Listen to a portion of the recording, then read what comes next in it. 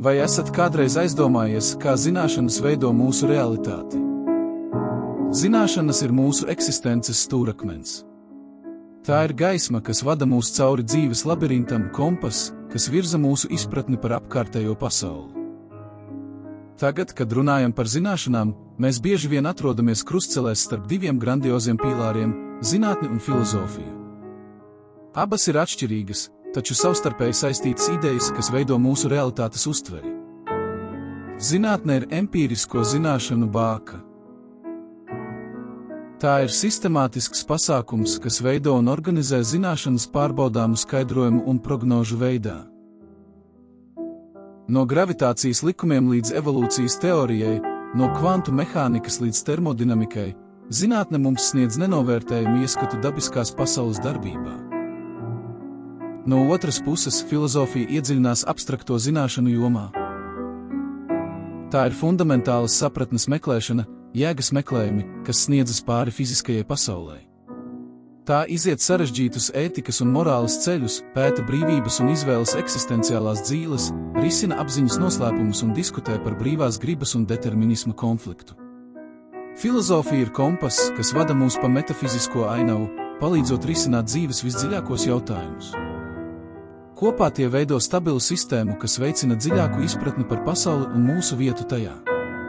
Pievienojieties mums ceļojumā cauri laikiem, sekojot ideju attīstībai, kas ir pārveidojušas mūsu pasauli. Iedomājieties ābolu, kas krīt no koka. Taču tas ir kas vairāk nekā šķiet. Šī ikdienišķā parādība ieinteresēja Īzaku Ņūtonu. Viņš formulēja universālās gravitācijas likumu, teoriju, kas izskaidro, kāpēc ābols krīt uz zemes un kāpēc mēnesis riņķo ap zemi. Izrādās, ka katra matērijas daļiņa visumā piesaista katru citu daļiņu ar spēku, kas ir tieši proporcionāls to masu reizinājumam un apgriezti proporcionāls attālums starp to centriem kvadrātam. Pagāja pāris gadsimtu, un parādījās Einsteins, kas satricināja mūsu izpratni par gravitāciju. Viņa vispārējā relativitātes teorija skaidroja, ka tas, ko mēs uztveram kā gravitācijas spēku, rodas no telpas un laika liekuma. Mūsu Zeme pārvietojas pa šo liekto telpu. Mēs to izjūtam kā gravitāciju. Gravitācija, spēks, kas satur kopā mūsu visumu, tomēr lielā mērā joprojām ir noslēpums. Kāpēc uz Zemes ir tik daudz dažādu dzīvības formu? Šis jautājums mulsināja cilvēkus gadsimtiem ilgi, līdz Čārlis Darvins piedāvāja vienkāršu, bet dziļu atbildi – evolūciju dabiskās atlases ceļā.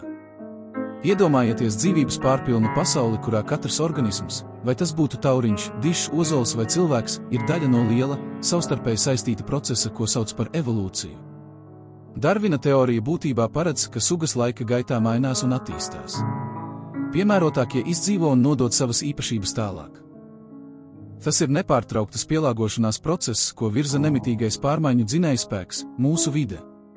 No okeāna dzīlēm līdz visaugstākajām kalnu virsotnēm evolūcija ir veidojusi dzīvību visā tās žilbinošajā sarežģītībā un daudzveidībā.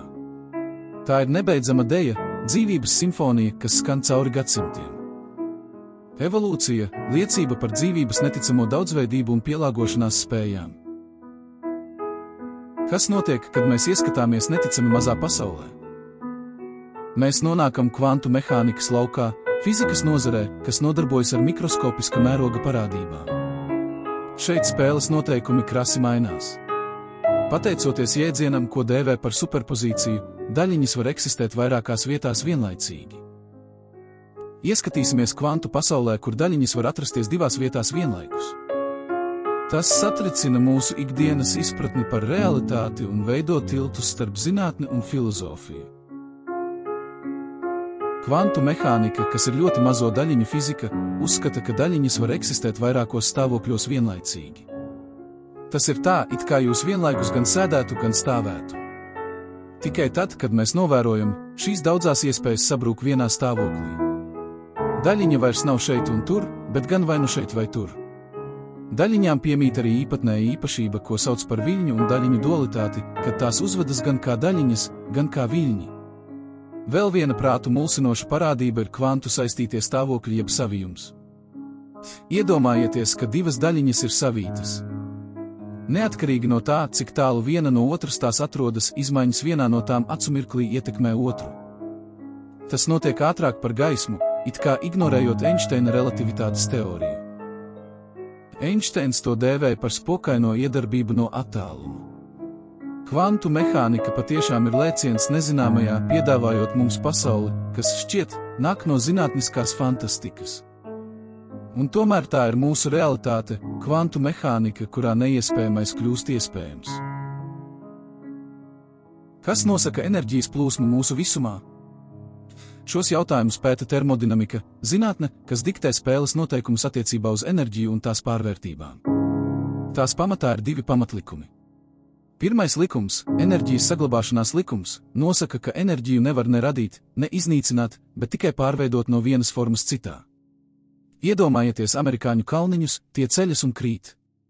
Potenciālā enerģija pārvēršas kinētiskajā enerģijā un atpakaļ. Otrais likums iepazīstina mūs ar entropiju. Entropija ir nekārtības mērs, un šis likums nosaka, ka izolētas sistēmas kopējā entropija jeb nekārtība laika gaitā tikai pieaug. Tas ir iemesls, kādēļ jūsu karstā kafija atdziest, kādēļ ēkas sabrūk un kādēļ laiks virzās tikai uz priekšu. Termodinamika – pamatlikumi, kas regulē mūsu visumu. Kur un kā tas viss sākās? Jautājums ir tikpat vecs kā pati cilvēce, un zinātne vienmēr ir centusies rast atbildi. Lielā sprādziena teorija ir visplašāk atzītais visuma rašanās skaidrojums. Iedomājieties, pirms gandrīz 14 miljardiem gadu visa visuma matērija un enerģija koncentrējās neticami blīvā un karstā stāvoklī. Tad mazāk nekā acumirklī notika neiedomājama mēroga sprādziens. Šis kolosālais sprādziens, lielais sprādziens, ir aizsākums visumam, kādu mēs to pazīstam. Pēc šī kataklizmiskā notikuma visums sāka paplašināties un atzist, kā rezultātā izveidojās atomi, zvaigznes un galaktikas. Tas ir jēdziens, kas mulsina prātu, bet pateicoties šai izpratnei, mēs varam novērtēt mūsu visumu plašumu un mūsu vietu tajā. Tādējādi mēs varam izsekot mūsu kosmiskajām saknēm līdz pat lielajam sprādzienam, mūsu eksplozīvajam visumu sākumam. Kas vada mūsu rīcību un izvēli? Jautājums, kas mūs ieveda ētikas un morāles jomā. Tas ir neredzamais kompass, kas virza sabiedrības kuģi cauri plašajam izvēles okeānam. Ētika un morāle nosaka, ko vajadzētu un ko nevajadzētu darīt, kas ir labi un kas ir slikti. Tā nosaka, kas ir pieņemams un kas nav. Ētika būtībā ir morāles principu kopums, kas nosaka mūsu uzvedību, virzot mūs uz rīcību, kas veicina harmoniju un taisnīgumu. Sākot ar zelta likumu, izturēties pret citiem tā, kā mēs gribētu, lai izturas pret mums, un beidzot ar tādu izcilu domātāju kā Immanuels Kants, kurš ierosināja, ka morāle ir absolūta noteikumu ievērošana, vai Aristoteles, kurš uzskatīja, ka morālo tikumu var panākt ar mērenību. Daudzveidīgajā pasaulē ētika dažādās kultūrās un sabiedrībās var atšķirties, tomēr tām ir kopīgs mērķis – veicināt taisnīgu, godīgu un harmonisku sabiedrību. Ētika – kompass, kas vada mūsu ceļu. Kas piešķir dzīvei jēgu? Šis jautājums ir eksistenciālisma, filozofiskās kustības, kas apgalvo, ka mēs kā indivīdi esam brīvi un atbildīgi par savu jēgu un mērķi pamatā. Eksistenciālisms noraida ideju, ka visums pats sniedz mums atbildes vai norāda noteiktu ceļu. Tā vietā tiek uzsvērta mūsu brīvība pašiem veidot savu likteni, pašiem izdarīt izvēli. Tas var šķist biedējoši, bet tas arī piedāvā spēcinošu perspektīvu. Tas nozīmē, ka katram no mums ir brīvība pašiem kalt savus panākumus, savu laimi, savu nozīmi. Nav nemainīgu noteikumu, nav universālu standartu. Mūsu dzīves jēga nav ārēja lieta, kas jāatklāj, bet gan personisks stāsts, kas jāveido pašiem. Eksistenciālisms atzīst arī mūsu pieredzes, uztveres, emociju un vērtību subjektīvo dabu. Tās visas ir dziļi personiskas, katram no mums unikālas. Tādējādi tām ir izšķiroša nozīme mūsu individuālās eksistences izpratnes veidošanā. Eksistenciālisms – personiski jēgas meklējumi bezpersoniskā visumā. Kā mēs zinām? Šis jautājums ir epistemoloģijas, filozofijas nozars, kas nodarbojas ar zināšanu, ticības, patiesības un pamatojumu būtību, kodols. Bieži vien mēs pieņemam to, ko zinām, pamatojoties uz savām maņām, pieredzi vai citu cilvēku autoritāti.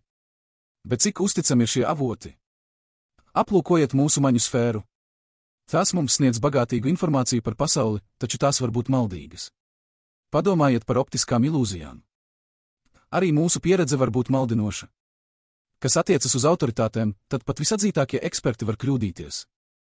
Tāpēc mēs pievēršamies mūsu pārliecības pamatošanas procesam. Bet ko uzskatīt par labu pamatojumu? Šeit rodas sarežģījumi un diskusijas. Daži filozofi, piemēram, Platons, aizstāv racionālistisku pieeju, bet citi, piemēram, Dekarts, aizstāv skepticismu. Epistemoloģija, zināšanu robežu un būtības izpēte.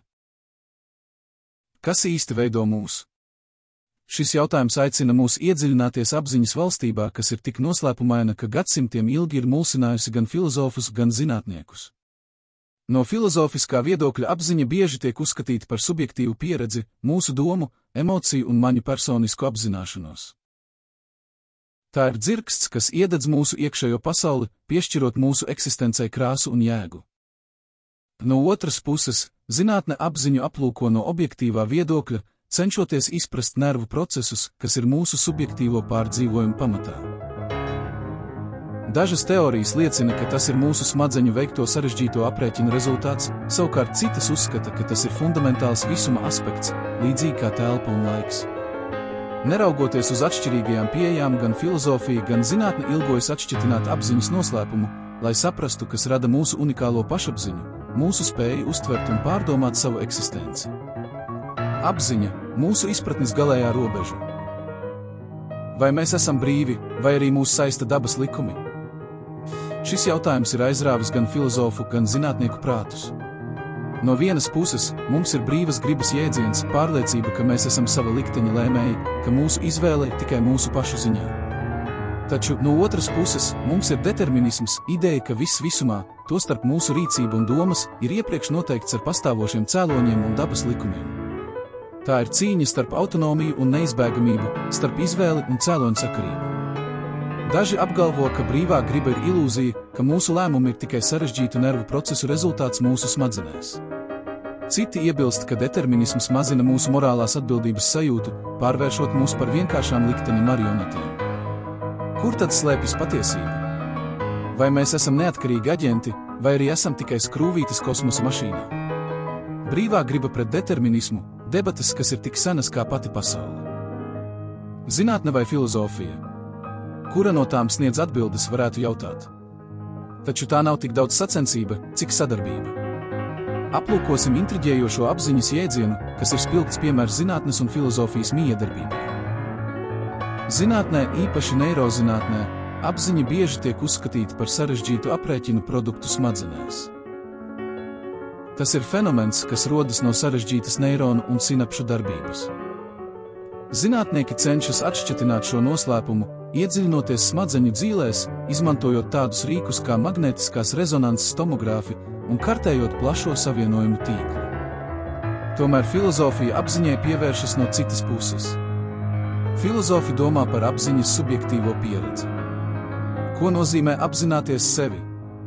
Kā mūsu domas un uztvere veido mūsu realitāti? Šie ir dziļi jautājumi, ar kuriem filozofija cīnās. Tā ienirst subjektīvajā sfērā, pētot cilvēka pieredzes neizpētītos ūdeņus. Kamēr zinātne cenšas izprast objektīvu smadzeņu darbību, filozofija iedziļinās subjektīvajā apziņas sfērā. Tās risina šo mīklu dažādi, tomēr centieni izprast šo noslēpumu ir savstarpēji saistīti. Zinātnes un filozofijas krustpunkts nav sadursme, bet gan saplūšana, kurā abu jomu idejas apvienojas, lai veidotu pilnīgāku realitātes izpratni. Tā ir telpa, kur empīriskie pierādījumi sastopas ar introspekciju, kur neironi sastopas ar jēdzieniem, kur dati sastopas ar dialektiku. Diskurss starp zinātni un filozofiju bagātina mūsu izpratni par tādiem jēdzieniem kā apziņa. Tas ir dialogs. Ideju deja, kas paplašina cilvēces zināšanu robežas. Gan zinātne, gan filozofija savā unikālajā veidā cenšas atklāt visuma noslēpumus un mūsu vietu tajā, tāpēc nav jāizvēlas starp zinātni vai filozofiju, bet gan jāaptver abas. Jāatzīst to unikālais ieguldījums un jāredz, kā tās savijas, veidojot bagātīgu izpratnes gobelēnu. Zinātne un filozofija, vienas monētas divas puses, noslēpuma pilnajā pasaulē zināšanas ir mūsu ceļvedis. Mēs kopā esam ceļojuši pa zinātnes valstību, pārunājot gravitācijas likumus, dzīvības evolūciju, noslēpumaino kvantu mehāniku, termodinamikas likumus un visuma dzimšanu. Mēs iedziļinājāmies filozofijā, pētot ētiku un morāli, eksistenciālismu, epistemoloģiju, apziņu un mūsdienās debatas par brīvo gribu un determinismu. Ar to mūsu izpratnes meklējumi nebeidzas. Katrs jautājums, uz kuru tiek sniegta atbilde, ved tikai pie vēl lielākiem noslēpumiem, kas jāizpēta. Zināšanu spēks ir pārveidojošs. Tās veido mūsu uztveri, rosina mūsu zinātkāri un virza mūsu progresu. Zināšanas nav tikai apkārtējās pasaules izpratne, bet arī sevis izpratne. Zinātnes un filozofijas miedarbība ļauj mums izprast eksistences sarežģītību un skaistumu. Tāpēc turpiniet pētīt, uzdodiet jautājumus un pats galvenais – turpiniet mācīties.